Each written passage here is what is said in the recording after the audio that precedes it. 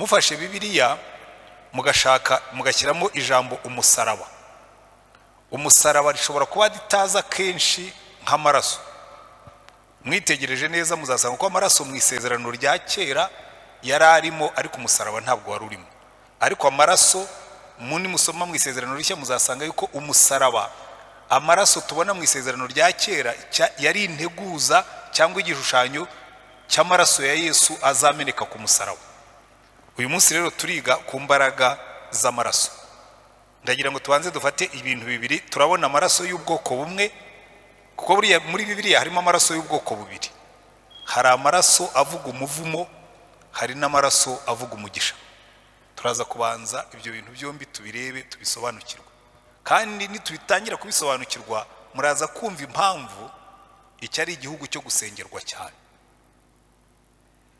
Hanyuma ikindi turaza kureba imbaraga noneho ziri mu maraso y'ubwoko bwa kabiri, imbaraga z'amaraso.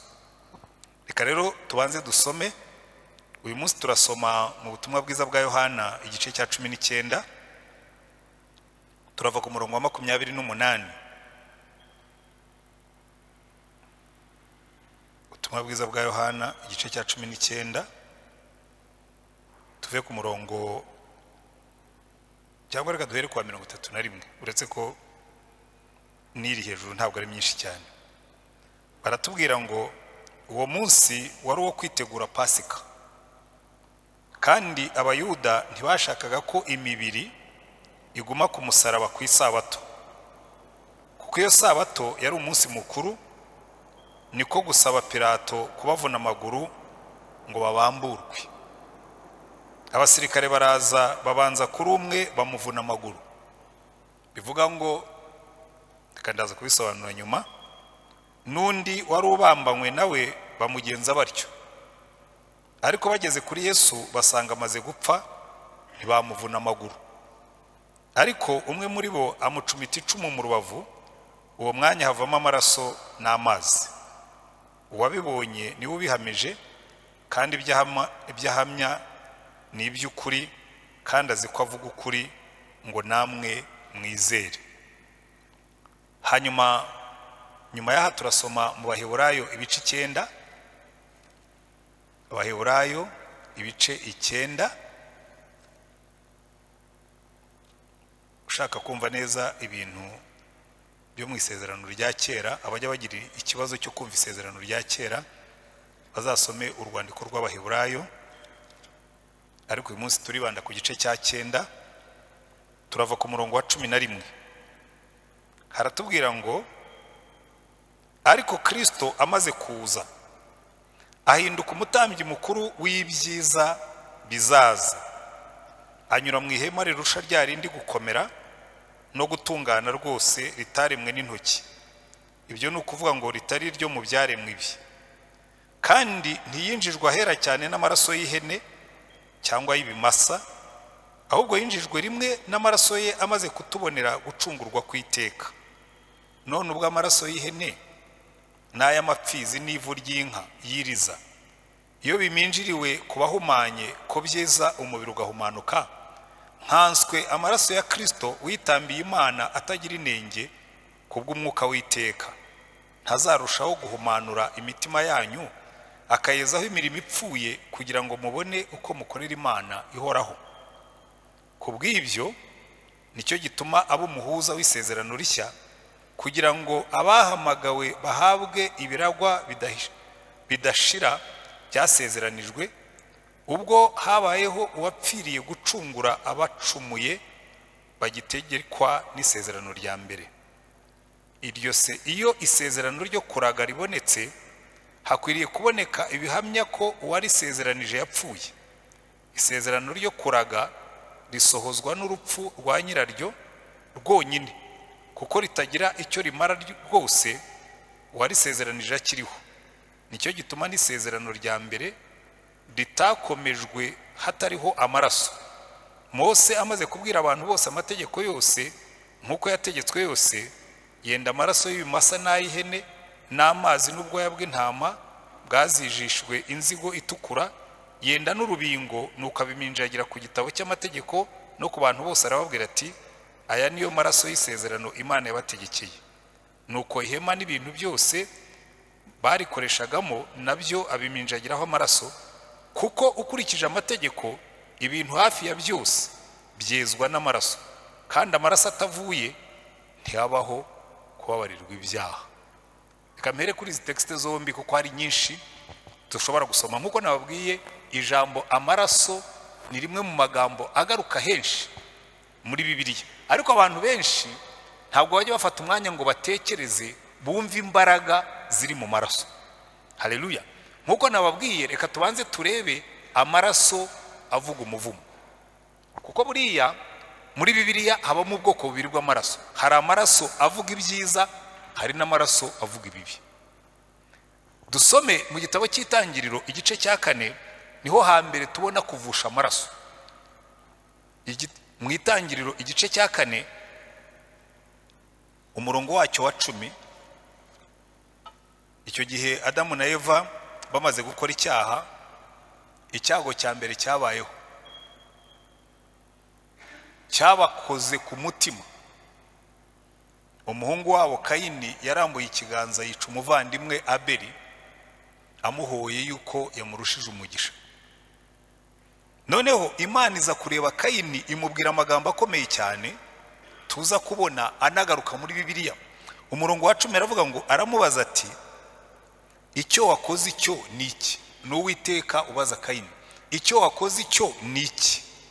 Ijwi ry'amaraso ya murumuna wawe rirantakira mu butaka, noneho uri ikivume ubutaka bwanga, bwasamuye akanwa kabwo kwakira amaraso ya murumuna wawe, ukuboko kwawe kwavushije.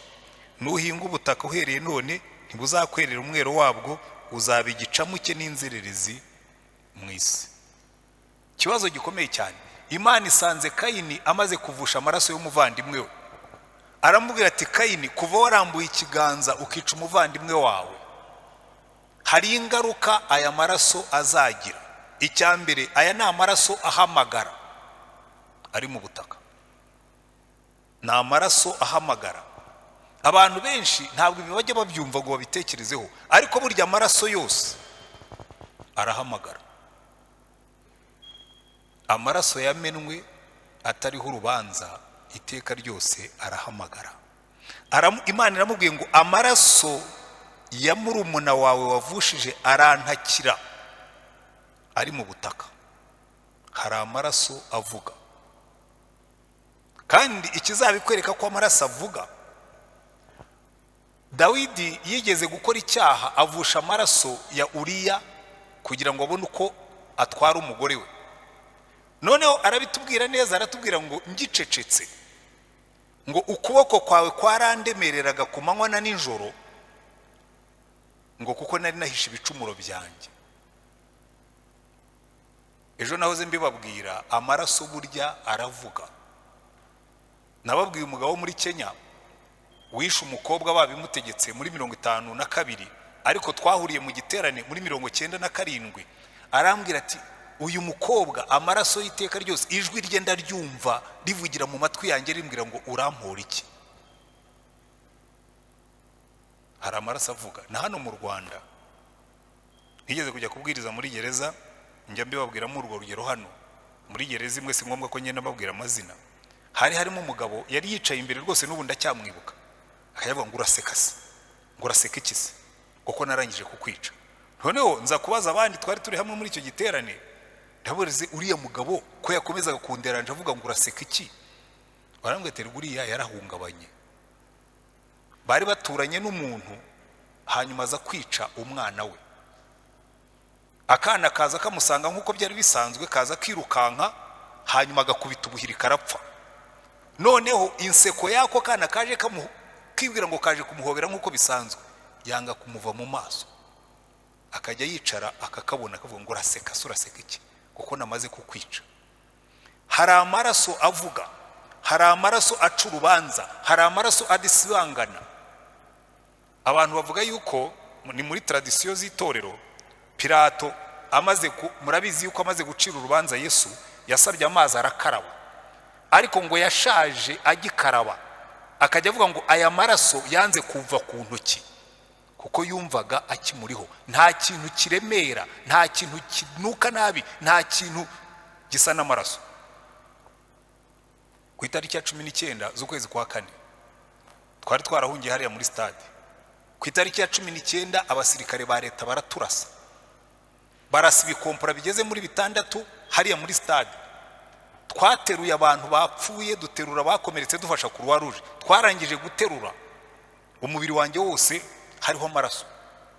Ariko njya mbyibuka impumuro y'ayo maraso yari yaranze kunshira mu mazuru. Naragendaga nkumva aracyahumuramo, hari amaraso avuga umuvumo.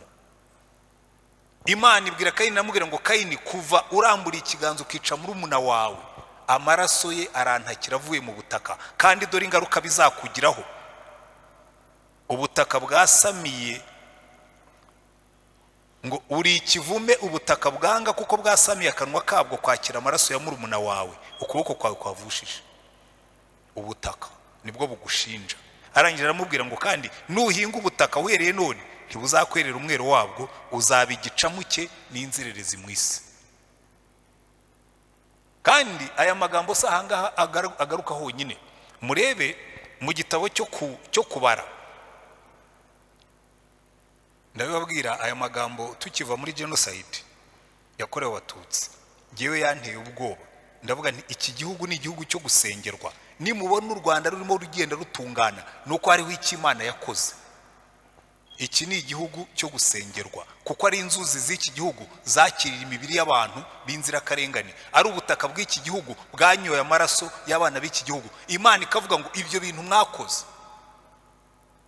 Tekereza noneho niba amaraso ya Abeli umwe yaratakiraga Imana, mutekereze aya miliyoni y'abantu kandi yaviriye kuri ubu butaka. Iki gihugu cyose, iburasirazuba, iburengerazuba, amajyaruguru, amajyepfo, nta hantu namwe hasigaye hatanyoye amaraso y'abantu. Noneho Imana ikavuga mu kubara 35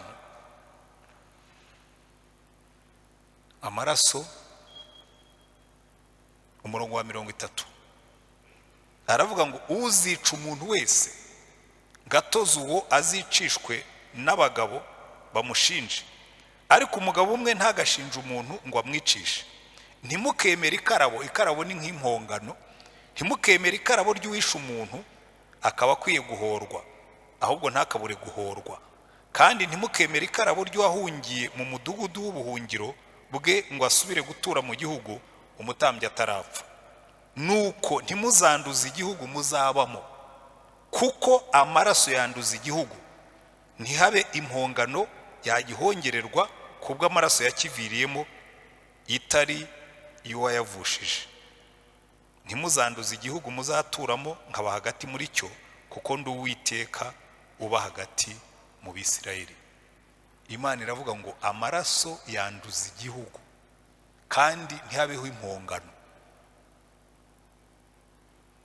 Noneho Salomo nawe nyuma yaho ngaho mu Migani igice cya 28 arandika aravuga ngo buriya mujye mwitonda. Imigani igice cya 28 umurongo wacyo wa 17 aravuga ngo umuntu uremerewe n'amaraso y'uwo yishe azahunga abicyohe he kugira umutangira. Umuntu uremerewe n'amaraso y'umuntu yishe azahunga abicyohe hazagira umutangira.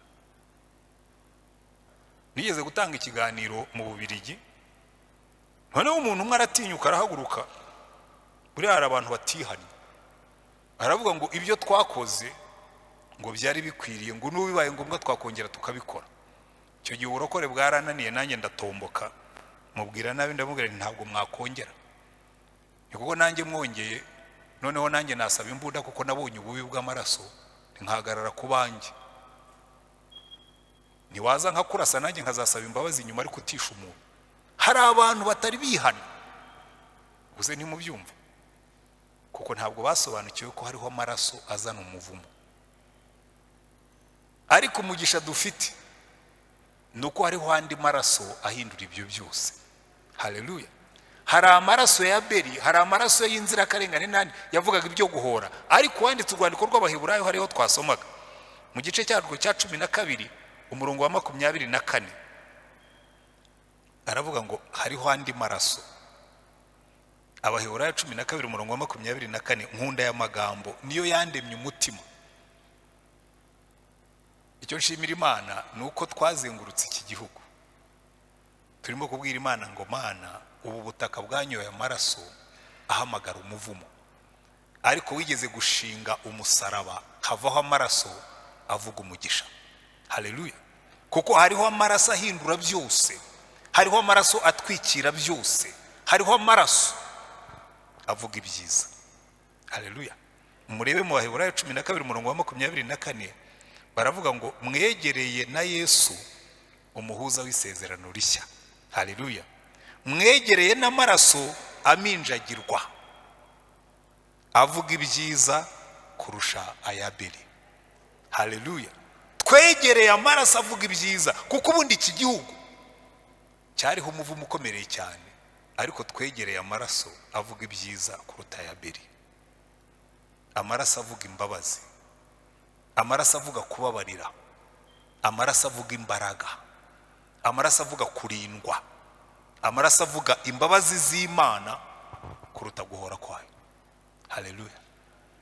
Iki ni ikintu gikomeye cyane, kandi ndababwira aya maraso narayabonye akora icyo yagenewe gukora. Amaraso ya Yesu. Buriya abantu benshi bumva turirimba amaraso, nyoza nkurubura, nyoza nkurubura, nyogesha amaraso wavuye kugira ngo ntunganirima, nanyoza eza nkurubu, nyeza nkurubura, nyogesha amaraso wavuye kugira ngo ntunganirima. Amen. Hari amaraso atweza, nkuko hariho amaraso, nkuko Bibiliya yamaze kubitubwira, hariho amaraso atakira mu butaka, hariho n'amaraso aza agacecekesha akavuga ngo ndavuga imbabazi. Ubu nibwo buhungiro bw'abantu bose. Icyambere aya maraso akora, aya maraso yamenetse, aya maraso icyambere Yesu yabanje gukora, yarabanje nawe afata amaraso aba umuntu. Arabanza nkunda ukuntu buri urwandiko rw'Abaheburayo rurimo ubukungu bwinshi. Uwanditse uru rwandiko aravuga ngo yaraje arabanza asangira amaraso natwe. Haleluya. Yaraje arabanza afata amaraso yacu kuko yari umwana w'Imana. Araza aravuga ngo mu maraso y'abana b'abantu ngiye gushyiramo amaraso y'Imana, hanyuma nibimara guhura bihinduke bishya.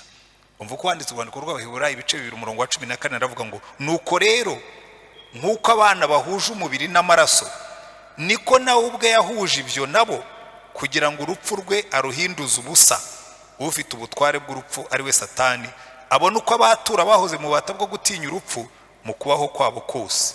Kandi rero tuzi yuko atari abamarayika yatabaye keretse urubyaro rwa Aburahamu, nicyo cyatumye yari akwiriye gushushanywa na bene se kuri byose, ngo abe umutambyi mukuru w'imbabazi kandi ukiranuka mu by'Imana, abe n'impongano y'ibyaha by'abantu, kuko ubwo yababajwe no kugeragezwa ubwe abasha no gutabara abageragezwa bose. Haleluya. Uyu ni umutambyi mukuru waje aravuga ngo yego habayeho ibyaha, yego hamenetse amaraso, yego habayeho ibi nibi, ariko ndaje nshyireho amaraso azatwikira ibyo byose. Kandi kugira ngo ibyo ngibyo bigira agaciro, ngiye kubanza mpuza amaraso nabo. Haleluya. Araza arabanza afata amaraso yacu, arabanza buwacu, noneho aduha identite nshya y'abana b'Imana. Haleluya. Araza yitwa umwana w'umuntu kugira ngo twebwe twitwa abana b'Imana, ahuza identite natwe, abumwe muri twebwe kugira ngo abone uko aducungura. Kuko buriya murabizi iyo usomye mu byahishuwe hari ahantu Imana yakoze appel d'offre, iravuga ngo nkeneye umuntu ujya kuncungurira aba bantu kuko mbakunda. Ahamagaye mu bamarayika baramubwira ati twe ntitwabacungura kuko ntidusa nabo. Abaza Satani ati giye nzatwara abo mbeshya ariko abo ncungura sinababona. Hanyuma ngo Yohana barebye mu isi babona nta waducungura kuko twese twakoze ibyaha ntitwashyikira ubwiza bw'Imana. Ariko ngo yumva umwe mu bakora aramubwira ati rega Yohana buriya twakwereka kuko byagenze mu ikubitiro, ati kuko ayaraje umwana w'intama, intare yo mu muryango ya Dawidi, niwe ukwiriye kwakira icyo gitabo akakibumbura kuko yitanze acungura abari mu isi bose. Haleluya. Kandi nta wundi wari kubishobora kuko twari dukeneye umucunguzi uzacungura abari mu isi kuva isi yaremwa kugeza igihe izarangirira, ariko kuko wahoraho iteka ryose yashoboraga kubikora. Icyo yari akeneye gukora gusa nuko ahinduka umuntu, akazana kamere y'Imana ikinjira muri kamere y'umuntu, yarangiza akadutabara akadupfira. Haleluya. Akaduha intsinzi ivuye mu maraso y'umwana w'Imana. Haleluya. Kuko ubundi Imana ni umwuka, ntiyashoboraga kuva amaraso, ariko yinjira mu mugore afata amaraso y'umuntu avanga n'umwuka, havamo amaraso special ashobora gucungura ababayeho n'abariho n'abazabaho iteka ryose. Haleluya. Noneho muri Bibiliya barabyandika baravuga ngo uyu nguyu niwe ukwiriye kubacungura kuko nta cyaha yakoze kandi ahoraho iteka ryose kandi azahoraho iteka ryose. Amen.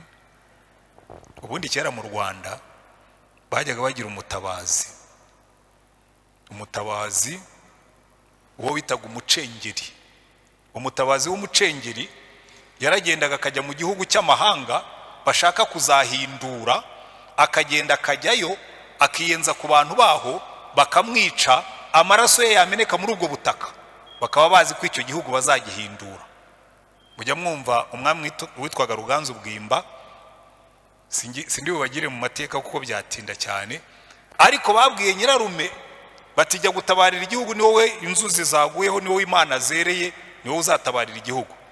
Yihadika amatugunguru yanga kugenda, arababwira ati giwe nazanye amagara ntabwo nashobora gutabara.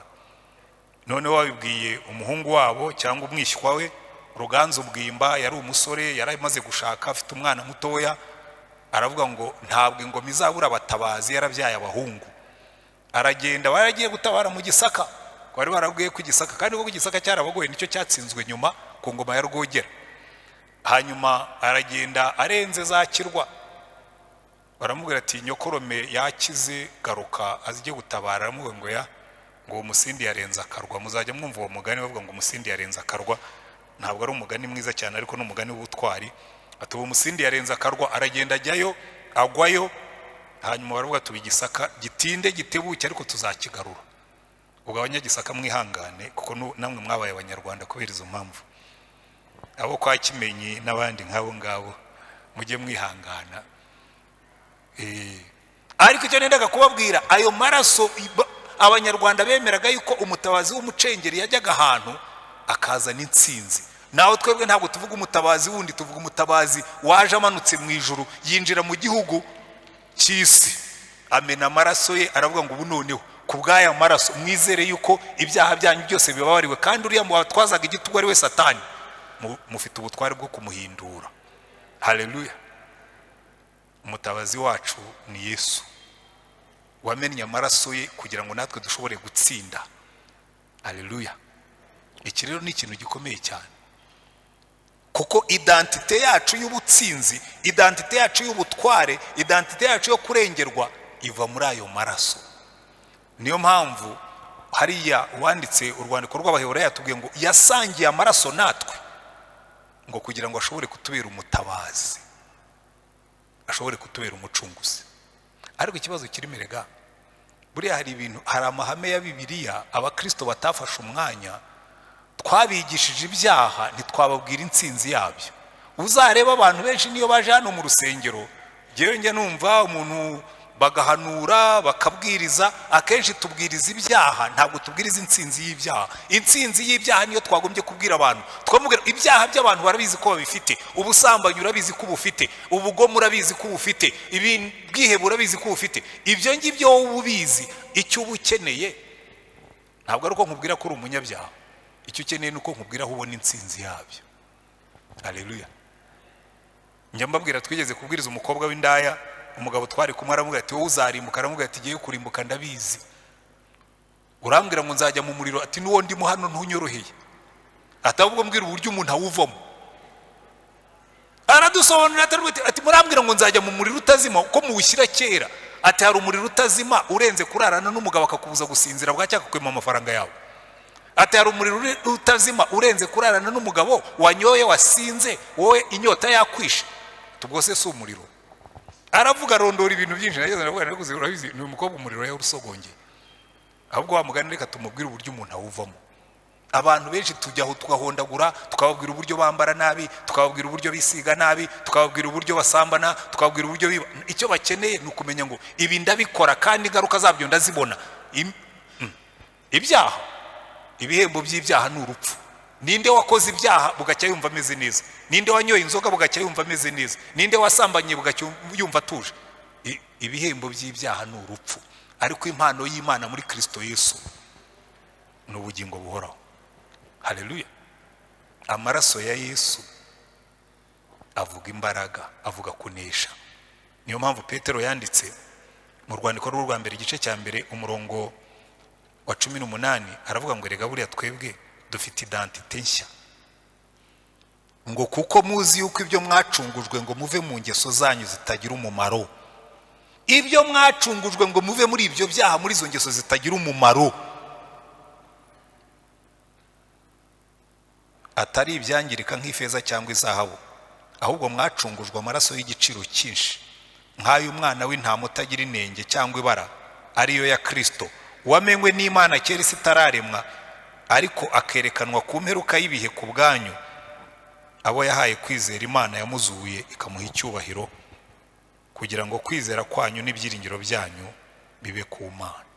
Twebwe twacungujwe amaraso y'igiciro cyinshi. Umutabazi wacu yamennye amaraso y'igiciro cyinshi. Haleluya.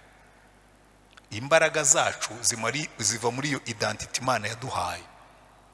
Kuko ubwo Kristo yatangaga amaraso ye ku bwacu, yaduhinduye abana b'Imana. Ako niko gaciro kacu. Kuko ikizakubwira agaciro kawe ni icyo waguzwe. Buri impamvu mubona abantu bakunda amamodoka yabo, imodoka nyinshi burya ikizitandukanya si ukugenda, zose ziragenda, ni igiciro cyazo. Niba ari imodoka zihenze ariko ubwo ni mu maso yanjye, ariko ubona zidafite na style. Ari imodoka yitwa Hama iyo ukirebye ubona kimeze nka burende ya gisirikare, ariko bakubwira ati kiriya kimodoka ati kirahenda. Igituma Hama abantu bayikunda si uko isa neza, bayikunda kuko ihenda. Ikigira Hama nziza cyane cyane nko mu Rwanda, je nibaza umuntu ugura Hama uyigura ngo uyimarishe kiko speed yacu itarenga 80. Na RAV4 yanjye ngomba kuyikandagira buhoro kugira ngo itaza kuntwara amafaranga. Kiyo imodoka yihuta se uyigura ngo bigende bite? Uzi kivamo iyo unyuzeho uyitwaye baravuga ngo uriya mugabo ni umukire. Nta kindi kungura nicyo cyonyine. Nukuvuga ngo igiciro cyayo nicyo kihaye agaciro. Iyo yitwaye bamenya kuri boss. Gusa nuko harimo abantu bamwe batamenya n'agaciro k'imodoka. Abahungu b'iwanjye bazi imodoka. Hari Mercedes yitwa Brabus.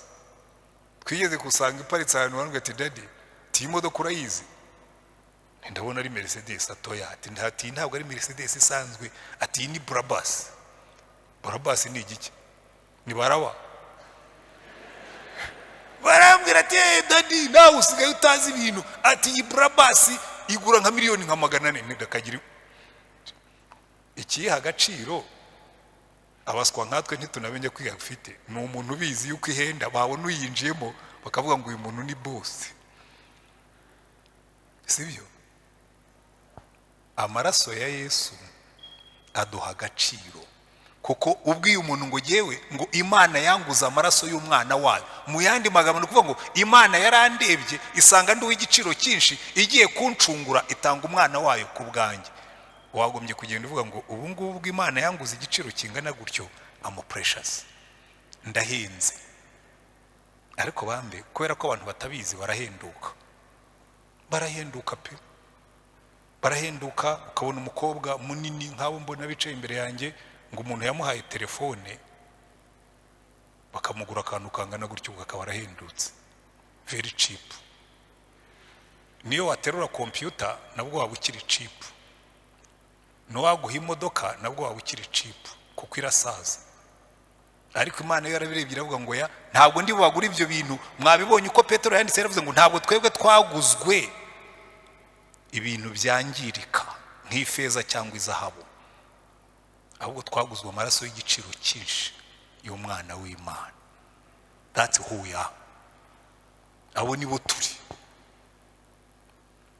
Yohana yabyanditse neza aravuga ngo murebe urukundo ruhebuje data wa twese yadukunze, rwatumye twitwa abana b'Imana, kandi koko niko turi.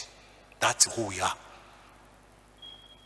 Izo ni imbaraga z'amaraso ziduha identity isumba izindi identity zose. Kunyita pastori biri hasi y'identity yo kuba umwana w'Imana, kunyita kanoni biri munsi yo kuba umwana w'Imana. Ko icyo wanyita cyose kizaza kigaruke kijye munsi y'amaraso, babwiye ngo ya ntabwo bigerayo, kuko ibyo twaguzwe n'iby'igiciro cyinshi, biruta amatitles, biruta icyo wanyita cyose, biruta ibyo natunga byose. Ikimpa agaciro iyo ngenda mu nzira no kugenda mvuga ni ngewe ndi umwana w'Imana. Kandi reka nkwereke uko bikora. Nigeze kubibabwira hano, umusirikare yigeze kunsuzugura, ariko ndashaka kubumvisha neza ku gaciro. Aransuzugura cyane, niyo nari kuba ntwaye imodoka nziza yari kunsuzugura bigakunda, ndetse nari kumva mfuye kurushaho. Uzi burya iyo utwaye nka Brabus, umuntu akagukuramo akaguhindura umusega. Bakuraga abantu mu modoka, watwaraga ugenda ugaragara uri bose, akakuziringa mu bitaka, akakwereka yuko ntacyo uri cyo. Ariko yaramfasha arandeba ati ubu ngubu indangamuntu yawe irimo umwanda. Ndavuga uyu nguyu ngiye kumukubita identite nshya. Ndavuga ni sa ubu se kuri mukuru nanjye nkaba mukuru, mvuye iriya za Ruhengeri, yarari hari ishyoro ngejuru ikanyinya. Mvuye za Ruhengeri nimaze gutanga identite nk'inshuro zigera ku 8 cyangwa 9. Nubwo ntihabuze umusirikare washyizemo umwanda, ubundi ntawe wari urimo.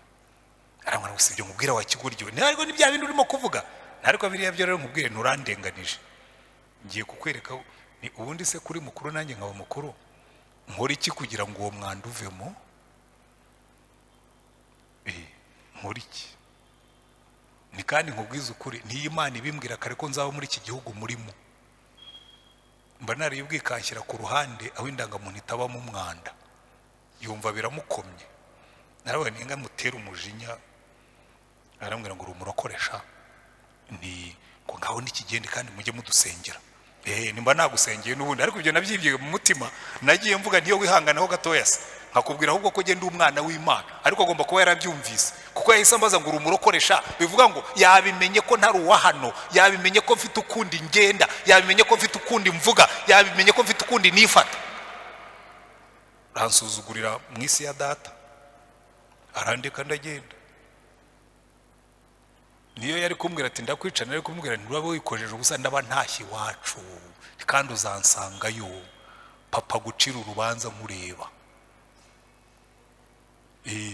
Hari undi nigeze kubibwira nawe ngo wese giyewe no kunyica ntibyantera ubwoba, kukunyishe ubwo ni data wabo umpamagaye. Ntabwo ushobora kunyica Imana itabyemeye, kuko giyewe ndi umwana w'Imana. Unyishe Imana itabyemeye yanzura ikangarura ukambona mpagaze, kandi wari uzi ko wanyishe. Umugabo yishe undi, aragenda. Bukeye ahungutse bahurira mu nzira, bombi bamunanirwa kugenda, barahagarara. Iyo story ni inkuru yabayeho. Barahagarara bararebana, hanyuma wa wundi wamwisha aramubwira ngo kana ngo uracyariho. Undi ati ndiho. Ati burya wamaze kunyica, aturagenda. Ati sinzi ukuntu byagenze, ati ndahembuka. ngo wihangane. Imana itaguhamagaye ikavuga ngo yasubirayo sinaguhamagaye, sinigeze nguhamagara subirayo, umunsi wawe nturagera. Ariko iyo umwana w'Imana niyo yakwica bigakunda, burya si wowe ukwishe ni se uguhamagaye, aba ari igikoresho gusa. Ibyo nabisobanukiwe kera, najyaga ngenda nemye mvuga n'ibyo ari byose hari ikintu kimwe nzi. Uyu mugore wanjye yahoraga afite ubwoba bambe, yarankundaga. Byari kubigenza ate? Uzanpfakaza nkiri mutoya. Hanyuma bukeye Yesu aramwihererana aramubwira ati humura uriya ni umukozi wanjye nzamurinda. Ati kandi niyo yakugumira iruhande ashobora kugupfira iruhande, so humuri. Buriya dufite Imana iduha agaciro. Reka mbwira umuntu wicayemo hano wateshejwe agaciro mu buryo bumwe cyangwa ubundi, agaciro kari mu maraso ya Yesu karuta ubundi buciro bwose. Kandi iyo wamaze kubisobanukirwa ntawe uzagutesha agaciro, ubukene ntibuzagutesha agaciro, umuntu azagusuzugura bye kugutesha agaciro, umuntu azakwita imbwa we kubayo, kuko uzuriwe muri Kristo Yesu umwana w'Imana. Haleluya. Izo ni imbaraga z'amaraso ziguhagarika mu gihugu kikwanga ukagikunda. Yewe nje mbibwira abantu, jewe namaze kumenya uwo ndiwe muri Kristo Yesu. Naravuye muri university njya kwigisha muri Troncome, njya kwiga mu Bwongereza nzana masters. Bansubiza muri Troncome ndavuga nuko aho mwanshyira hose nzahitwara nk'umwana w'Imana, sinzanungunika. Jewe ntabwo njya nungunika, nshobora kuba wari umwanya mutoya ariko nsubiye inyuma nkibuka uwo ndiwe, ndongera nka bouncing nk'itennis. Burya nuko amatennis atarira nayo yajya avuga ati ariko bankubise hasi, ariko iyo izamutse ikagera hejuru avuga ati ariko uzi ko burya bakoze ubusa, bankubise hasi none ndazamutse, kongera ukabouncing. Twebwe turi abana b'Imana. Nagiye Rurindo njya kwigisha mfite masters, nicarayo nguma y'indi myaka 5 yiyongeraga kuri 3 nari naramazeyo, kandi nigisha neza. Kubera iki? Nabikoraga in the name of the Father. Ndenda kubwira umuntu wese urimo hano wanungunitse ngo nta promotion bampaye, ngo ngiye mbona nkora neza, ngo ntibanzamure, ngo ngewe ntibanambona. Imana irakubona, jya ukora nk'ukorera Imana. Mu gihe yagennye mu buryo yashatse izaguha promotion utanatekerezaga. Jewe ndabizi kuko nakoze imyaka. Uzi kugira masters ukajya gukora mu cyaro, ubona burushaho gukora muri university, abantu bakajya bumva baraguhamije. N'abatera stories z'uburyo identity muri Kristo ivura. Umugabo yigeze kunsuzugura mu nama, aransuzugura. Ndababwira igihugu twabaye burya genocide si ugupfa gusa, hari no kukwicuruga agashinyaguro, bakajya bakugaragura nk'otsa brochette. Umugabo tugiye mu nama, nagiye mpagarariye ikigo, nari préfet des études uretse ko bari baranze kunsinyira, kandi umubikira impamvu yabahaye zarumvikanaga. Rero garagara se muransaba préfet des études, nabahaye umuntu ufite masters muri education, undi mu préfet mwabona usumbuye n'ubuye, banga kunsinyira. Noneho kubera ko yateye n'abamahane, ngiye kwaka barimo mu nama y'aba préfet n'aba directeur, umugabo asingiringa out, twari twicaye turi benshi, aravuga ngo wowe ngo urakora iki hano? Bise twapfuye iki? Uteye uturutse he? Ninaje gusaba barimo ngo uri directeur ngo cyangwa uri préfet des études. Noya mpita nkanguka, ntindi delege w'ishuri, kuko narabyumvaga ko tugiye guterana amakofe y'amagambo. Ntindi delege w'ishuri ngo ya nakubajije uri directeur cyangwa uri préfet des études. Ntige nanjye nakubwiye ngo ndi delege wa directrice. Ngo none se ko tutagusinyiye? Ndabwira nako ntabwo naje gusinyisha, naje gusaba barimo. Ariko kugira ngo mwiceho, aho ndapure kugira Rurindo, ubundi saba muzanyoreza hari nyuma ya Rurindo ni hehe. Ndahaguruka mfata liste, kuko buri muntu wese yasigaga liste y'ibyo n'ubundi yaje gusaba. Ndagenda musanga imbere, nari nicaye umuntu zagati, musanga imbere liste nyishyira imbere, ndamubwira nti monsieur le directeur, mu gifaransa kizima ni je suis le délégué de l'école. Nari naje gusaba abarimu, dore liste yabo ngiyi, ndatashye nsubiye Rurindo gukora ibyo mwasinyiye. Ariko reka nsigaye nkubwiye akajambo gake, nigenda umuseribateri nta mwana afite muri iki gihugu. Icyo ni icyambere. Ni cya kabiri, uzabaza aho nkora bankotelite kuko nkora akazi kanjye neza. Sigara ukora kawe neza uzatwohereza abarimu ndatashye. Arambwira ngo ariko nakuganirizaga. Ariko nanjye ndakuganirije. Ntabasigaye mwirirwe. Hari igihe umuntu akugaragura nk'uwotsa brochette ntamenye yuko we wamaze kwiyubakamo agaciro kava muri Yesu. Kamubwira we ntabwo uzangaragura mugaraguza agati nk'uwotsa brochette yawe. Genda umwana w'Imana singaragurwa. Uretse ko ibitekerezo byanjye bijya bimanuka rimwe na rimwe nkongera nkasubira muri kamere, ariko ubundi nakwikarumanye nkajya mu mwuka, nkajya muri dimension y'umwuka, wakwiheba. Ko hari igihe umuntu agusuzugura ukazamukaho gakeya yatera ikoferi gafata umuyaga. Umugabo namusigiye igipapuro ndigendera kandi abarimo barabohereje.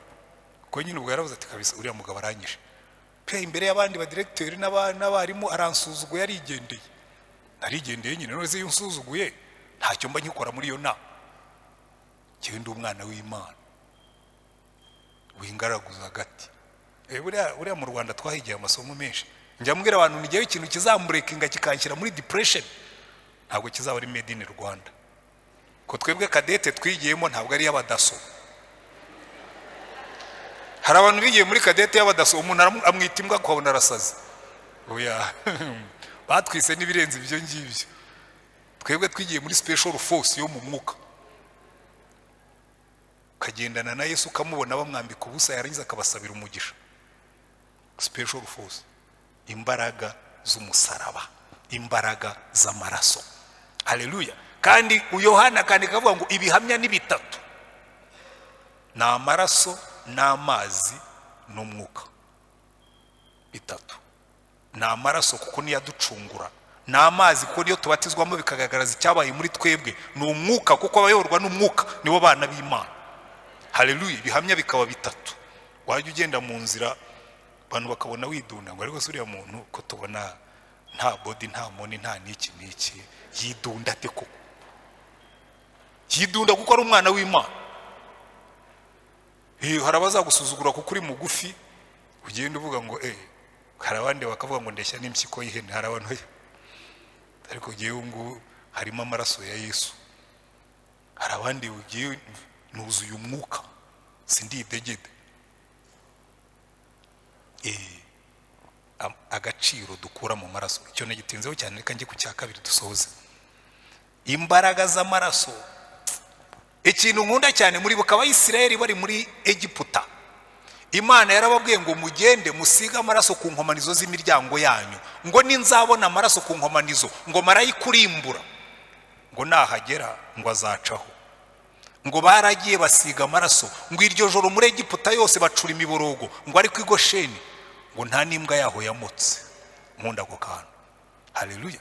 Kuko burya iyo ufite amaraso ya Yesu akuriho iyo yakugiyemo n'inyuma akajyamo unyura mu nzira n'amadayimoni yakubona akabwira andi madayimoni. Amadayimoni makuru akavuga ngo bene bariya bafite kiriya kimenyetso mujye mubitondera barashinganye. Mubitondere bariya barashinganye. Ushobora kujya kumukoraho ukumva inkubira gukubisa utazi aho iturutse kuko barashinganye. Haleluya. Nkunda ukuntu Imana ibivuga ngo bariya barashinganye kuko basize amaraso ku nkomanizo z'umuryango. Reka tujye muri Yesu neza. Reka dusige amaraso ku nkomanizo z'umuryango. Reka tujye tugenda muri Ezekiyeli ibice 9 hari ahantu Imana yabwiye marayika ngo genda uce mu murwa ukubite. Ngo ariko mbere yuko ukubita ubanze ushyira ikimenyetso ku bantu banjye. Ngo kandi nujya gukubita uhere mu nzu yanjye. Ngo hanyuma bona barakubise ngo bagaca ku bafite ikimenyetso. Twe dufite twashyizweho ikimenyetso. Kandi ikimenyetso ni amaraso n'amazi n'umwuka. Ibihamya ni bitatu kandi ngo byose birahuje. Haleluya. Imbaraga z'amaraso. Amaraso acecekesha andi maraso. Amaraso avuga imbabazi. Amaraso avuga imbaraga. Amaraso avuga kurindwa. Reka nsoma aya magambo hanyuma dusoze. Mu Balewi ibice 8 amaraso agenga urugendo rwacu aya maraso arimo imbaraga ndayakunda. Iryo zina ndarikunda ry'umucunguzi wanjye, iryo zina rihebuje niryo riringi. Umva aya magambo, amaraso agenga urugendo rwacu. Abalewi ibice 8 umurongo wa 22 ni Mose batubwira ngo amurika ya sekurume y'intama yindi yo kwereza abatambye umurimo. Aroni n'abana be bayirambikaho ibiganza mu ruhanga. Mose arayibikira, mu yandi magambo arayica. Kuyibikira ntabwo ari kuyibyinira ngo isinzire. Mose arayibikira, yenda ku maraso yayo ayakoza hejuru ku gutwi kw'iburyo kwa Aroni no ku gikumwe cye cy'iburyo no ku ino rye ry'iburyo rinini. Azana bene Aroni akoza amaraso hejuru ku matwi yabo y'iburyo no ku bikumwe byabo by'iburyo no ku mano yabo y'iburyo manini. Andi maraso ayamisha impande zose z'igicaniro. Ndayikunda cyane. Imana ikagusiga amaraso ku matwi kugira ngo ujye wumva neza, wumve nk'umwana w'Imana. Ngo Imana ibwira Mose ngo genda Aroni umutambyi wanjye umusige amaraso ku gutwi kugira ngo ajye yumva neza. Mana uzibura amatwi yacu nuvuga tujye twumva. Ngo arangije ngo kandi umusige amaraso ku gikumwe kinini cy'urutoki, umusige amaraso iki nicyo duteza tukavuga ngo ibi bintu teyeho igikumwe, kuko iyi ni identite yanjye. No kuvuga ngo identite ye isigweho amaraso. Umusige amaraso ku gutwi, narangiza umusige amaraso ku rutoki, nurangiza umusige amaraso ku ino rinini. Burya mwari muzi ikintu kino rinini? Umuntu iyo wamuciye ino rinini ntashobora kugenda ku murongo, agenda abogaboga, agenda gutya. Ino rinini niryo ritanga stability, niryo ritanga direction. Imana iravuga ngo nahugana hose ujye ugenda nk'uwasizweho amaraso. Ntabwo ari gupfa kugiyo tubonye ngo tugenda duhobagira. Oya, twebwe dukora ibyo dushobora gusinyira, tukajya aho dushobora kwemeza ko twahagiye kuko twumvise twasizwe amaraso no kugutwi. Haleluya, haleluya. Kuki Imana itigeze ivuga ngo usige no ku maso? Kuko burya amaso iyo wumvise neza ubwonko buyobora amaso, ariko ugutwi ko ni essential. Musige amaraso ku gutwi yige kumva no kumvira. Mu musige amaraso ku gikumwe kugira ngo amenye ko ibyo akora byose azabibazwa. Mu musige amaraso no kwinura nini kugira ngo ajye agenda afite icyerekezo. Amaraso, imbaraga ziri mu maraso. Aya magambo narayasomye numva aranyubatse cyane. Hari igihe njya nicara ngavuga nti hari ikintu utazi, ngewe wahondi numvise Imana imbwira ngo njye kuba pastori. Icyo wambwira cyose simbivamo kuko narayumvise ibivuga. Nshobora no gutera igikumwe kiriho amaraso nkajyaho Imana imbwiye kujya gukora ibyo imbwiye kuko ndiho amaraso. Erega ikibazo dufite cy'abakristo benshi ntabwo bigeze bajya mu maraso. Ogejwe na Yesu watunganijwe na maraso, hari ubwo yakuhagije amaraso, mbese imyambaro yawirera. Izo ni imbaraga z'amaraso ndimo kubabwira. Umuntu ugenda akavuga ngo jyewe Imana yankoze mu matwi, irayazibura inkora ku gikumwe. Aho nzagitera hose nzavuga ngo ndi responsible, ndi accountable.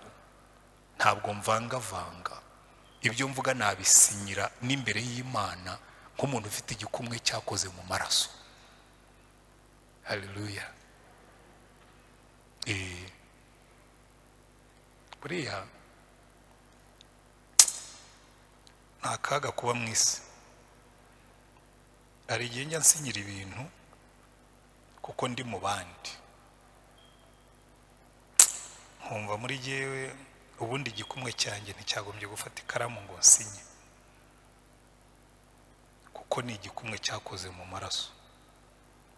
hari ibyo udasinyira, ariko ubu nabigize principe. Sigaye mbanza nkababwira nti reka nsinye kuko turi hamwe,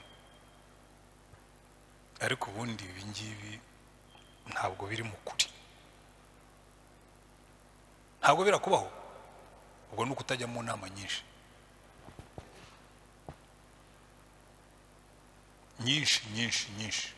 ukaba ubibona yuko. Ariko icyo ngicyo kirakubwira ngo icyatumaga umutambyi bamusiga amaraso ku gikumwe byaravuga ngo be careful, ibintu byose uzashyiraho stamp of approval uzabibazwa, urabibazwa. Stamp of approval turazibazwa. Ino direction kugenda gusa ngo urakurikiye ngo abandi bagiye nawe ukagenda kubera kutumvira. Muzamusige amaraso ku gutwi no ku gikumwe no ku ino rinini. Erega ibi ndabibigisha kuko iyi ni inyigisho yo mu mwuka, ni inyigisho yo mu mwuka. Amaraso. Hanyuma icyanyuma kinajyanye n'ibyo mu Byahishuwe 12 umurongo wa 10 n'uwa 11 baratubwira ngo abo banesheje Satani ngo bamuneshesheje amaraso y'umwana w'intama w'Imana n'ijambo ryo guhamya kwabo, ngo ntibanga no gupfa. Izi mbaraga z'aya maraso nizo zinesha Satani, kuko Satani araza akakubwira ukamubwira ngo Satani wayegewe nogejwe mu maraso. Hari ibyo nakora, hari identité nshya nahawe, hari ibyo ntajyamo, hari identité nshya nahawe, hari ibyo ntatega amatwi, hari identité nshya nahawe, hari ibyo ntavuga, hari identité nshya nahawe, hari ibyo ntatekereza, hari identité nahawe, hari ibyo ntakora. Bamuneshesheje amaraso y'umwana w'intama w'Imana n'ijambo ryo guhamya kwabo. Imbaraga z'amaraso. Ariko ku gihugu nk'iki dufite impamvu yo gushima Imana. Twahoze dusengera igihugu, jewe hari ibintu njya nshimira Imana nkarenza, kuko aya magambo twize uyu munsi sinzi inshuro nayigishijeho nyuma ya 94 mu biterane bitandukanye byo gusengera igihugu. Hawe iki gihugu nicyo gusengerwa, kuko cyanyoye amaraso y'abana bacyo kuva 59. Rega burya na mbere yako twe tuvuga 59, ariko wakubwira rucunshu burya na amaraso y'abana b'Abanyarwanda yamenekaga. Ntabwo ni tugomba gusengera iki gihugu, kuko amaraso ya Beri yavugaga ibyo guhora, ariko Yesu avuga imbabazi, kandi twarazibonye. Haleluya. Mu kintu cyanejeje kibaho nuko mu kurangiza ikibazo cya genocide yakorewe Abatutsi hajemo imanza zitwa gacaca, ubutabera buvanze n'imbabazi, kuko amaraso ya Yesu avuga imbabazi. Kandi bagiye kuzitanga ntibatanga icyo bita blanket amnesty nkuko abazungu babidusabaga, ngo murekura abantu, ngo ni benshi, ngo ntimuzabona amafaranga yo kubatunga, ngo nimunakomeza gutyo ngo tubwiriza muri gereza. Amaraso ya Yesu atwikira abantu, imbabazi ziraza, zizanywe no kwihana, zizanywe no kwemera ibyaha. Nubwo harimo bamwe babigendeyemo bakaza nyine batihanye, ariko nubundi niko bihora bigenda. Imana ikuye Abayisiraheli muri Egiputa, yakuyeyo ubwoko bwayo, ariko hazamo n'ikivange cy'abanyamahanga, nacyo cyajemo, ariko nacyo kihabonera umugisha. Bose ntibasohotse kuko biganye abafite amaraso. Erega burya n'uzatwigana wese akadukurikira ashobora kuzabivanamo umugisha. Uzi ko hari abapagani bumvira Imana akagwira ati jewe ati ndabikora gusa kuko numvise babi, Imana ikaguha umugisha w'ibyo ngibyo kuko ubikora. Burya nuzifata ukatwigana ukajya ufasha abakene, ukita ku mfubyi n'abapfakazi kandi udafite agakiza, Imana izaguha umugisha w'abafasha, izaguha ubukire. Ku Imana yaravuze ngo ufashije umukene abagurije Imana, cyo kizavuga itoke uriya ndamuha umugisha w'ubukire kuko nibwo yakoreye, ariko sindamubona yanditse mu ijuru, kuko mu ijuru ho bica mu maraso. Utarasigwa amaraso ntabwo wanditse. Ku ijambo ry'Imana yatubwira ngo ibitabo birabumburwa, igitabo cy'ubugingo winjiramo bigenze bite? Wizeye Kristo n'amaraso ye. ngo ariko n'ibindi bitabo birabumburwa ngo ari byo by'imirimo. Imana iguhembera imirimo wakoze. Niyo mpamvu uzabona burya hari abantu rwose badakizwa ariko bo abantu beza bafasha abakene, bita ku bantu, kandi ukabona ko Imana imuha umugisha. Kubera iki? Hari Imana ntijya yivuguruza. Ntabwo Imana yivuguruza. Iyo yavuze ngo uzafasha umukene nzamugomorera imigomero y'ijuru, abagurije Imana izabikora. Ntabwo ibikorera ko ikijijwe, ibikorera ko yabivuze. Iyo ivuze ngo uzanyubahisha ubutunzi bwe, imivure ye izasendera imitobe. Ntabwo ibikorera yuko hari ikindi wayihaye, ibikorera ko itajya yivuguruza. Imana yacu ni Imana itivuguruza. Ariko iyo ubaye umwana wayo, nabwo gusohoreza ibyo yavuze byose ku bana bayo. Mu maraso harimo imbaraga, mu maraso harimo agakiza, mu maraso harimo ubutware. Abafite icyo kimenyetso bararinzwe. Haleluya. Imana ibahe umugisha. Ariko mugende mwibuke ubwira Imana ngo rero Mana nsiga amaraso ku gutwi, uyashyire no ku gikumwe no ku ino rinini, bw'Amaraso. Imana ibahe umugisha. Dusenge Imana. Ariko niba wicayemo uyu mugoroba ukaba wumva uvuga uti ariko gihe buriya nanjye ndaherekeje nk'abandi ariko nkeneye izi mbaraga z'aya maraso. Hari abantu bajya bambwira ngo abarozi, ngo nta muntu uri usize amaraso, nta muntu washyizweho ikimenyetso. Ibihamya bitatu: amaraso, amazi n'umwuka. Utinya abarozi. Amaraso, amazi n'umwuka, utinya amahembe. Ahubwo abakristo mukwiye guhuguka mugashaka izo mbaraga ziri mu maraso. Mwarangiza mugashaka imbaraga ziri muri ibyo bimenyetso bitatu. Ibihamya ni bitatu: amaraso, amazi n'umwuka. Hanyuma ukagenda mu mbaraga. Turagushimye Mana yacu. Ureba abantu bateraniye ahangaha muri uyu mugoroba n'abarimo gukurikira ubutumwa iyakure. Turasenze ngo buri muntu wese umufashe kubisobanukirwa ibingibi, kuko iyi nyigisho irakomeye ariko ni inyigisho y'ingenzi.